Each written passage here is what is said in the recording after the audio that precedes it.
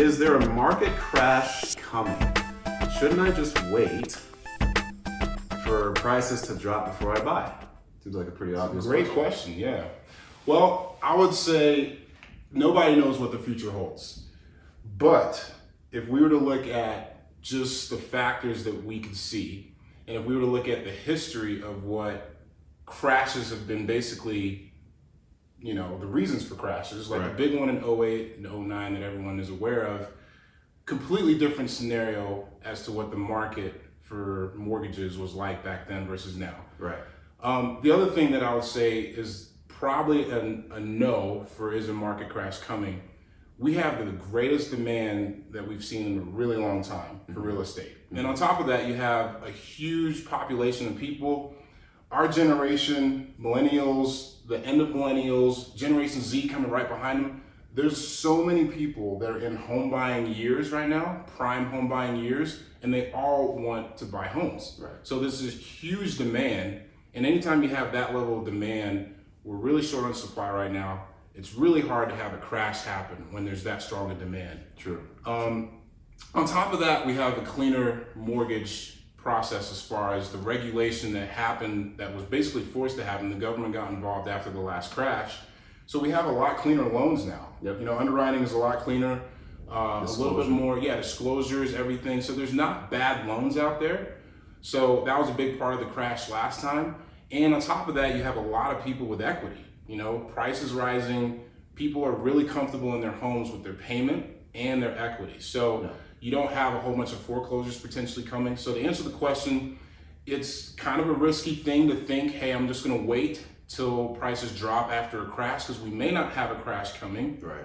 And on top of that, prices are increasing because of how much demand is going on. So that's my answer to that. No, it's a good answer, and it's a good question, honestly. And I try to keep things really simple in my life and the way I think about things. And I always just want to say, when someone tells me that, I just want to say, look at the other side of that coin. Because yes, you could wait, but what's the potential cost of waiting? What if you're wrong and the crash doesn't come for another 5-10 years?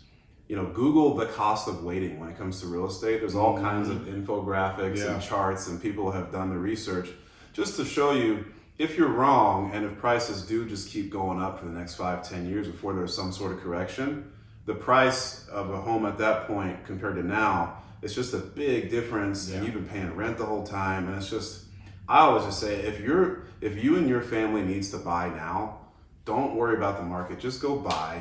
If you're nervous, make sure you buy with fixed rates. And prioritize affordability. You know, buy what you can afford. And then, you know, if you feel like rates are high right now, we're seeing that. But here's the thing with rates. They do like this. There's always going to be a downturn with rates, because it's what has to happen to have a little bit of an economic correction. So you can buy now with a plan in 2 years, potentially a year, to refinance once rates do come down. But at least you're buying at a price point that's not, you know, because prices are going to keep going like this. That's what we've seen the history of real estate do. It just keeps going like this. Warren Buffett said it pretty good. He said basically what you said. He said something about, you know, the beautiful thing about real estate is if rates go up, the mortgage guy is, or the lender is stuck with that rate, because you got a lower rate than the market. But if they go down, you can refi. So if things crash and all the the feds have to step in and lower rates and all this stuff, and now rates are lower, and maybe you'll have equity at that point to actually be able to pounce on some of these cheap properties and whatnot. So it's kind of a win-win all the way around if you just buy now. So right on. All right, my turn. Your turn to answer the last question. I give you the last question. All right. So, what kind of first-time home buyer programs do you have? So I get this question a lot. I'm sure you do get it even more than I do.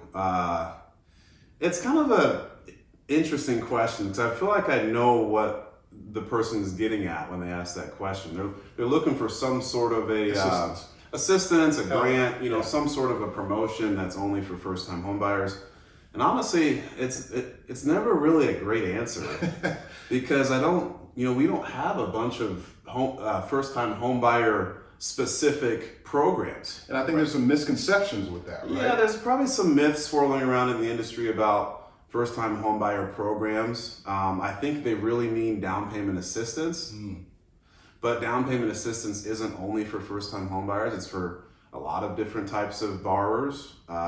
So that's not really a first-time home. I mean, it can be used for a first-time home buyer, but it's not only for first-time home buyers. And then, really the only first-time home buyer, program where you have to be a first-time home buyer to be able to obtain it right now that I know of is a 3% conventional loan. Yep. Right? And that's only 0.5% less than a FHA, but the private mortgage insurance is better. Yeah. So I mean, it's a good program, but that's the only program I can say. And a lot of times people who are asking me these questions only qualify for FHA. Yeah. So it's not, I don't really have a very good answer most of the time. But so, you can kind of go into, down payment assistance more, but that's probably what they mean by that question. There's a video in the playlist just specifically about down payment assistance, but to add to that, it's pretty much what he said. There's certain perks that you can maybe capitalize on as a first-time home buyer. Like you said, 3% down as opposed to 5% down, right? If you're truly a first-time home buyer. But the down payment assistance programs are open to people that are not first-time home buyers. And, take a watch on that video, but I go over kind of the pros and cons of down payment assistance. Right. It's not all, Guns N' Roses. Well, Guns N' Roses. I don't know where It's not Guns N' Roses, guys. I wanted to say just roses and flowers or something. But flowers and roses? It's not all gravy. There's negative. Done talking after that. I'll take over. There's things about down payment assistance that you should know. It could really help a lot of people, okay? But it's not free money. There you go. Okay? And there's no free lunch in this, worldwide. There's all, why would a down payment assistance provider or lender give you $40,000 to close? Right? I mean, if they don't have some way to get that money back, it's just a bad investment. Yeah. So you got to think about There's always a catch. And, Zoe goes over that in more detail in another video. So yeah, awesome. I think that's it. Yeah, hopefully you guys found that helpful. Give it a watch, a share, a like. And Jay, thank you for being here. Pleasure. As always. Thanks for having me. And hope to see you guys in the next video. Thanks for watching. If you found any of the content helpful, please subscribe, hit the notifications icon so that you can be informed of the next video upload. And if you're a borrower looking for a home loan, purchase, or refinance, I'd love the opportunity to work with you. Please give me a call or start the process at applywithzoe.com.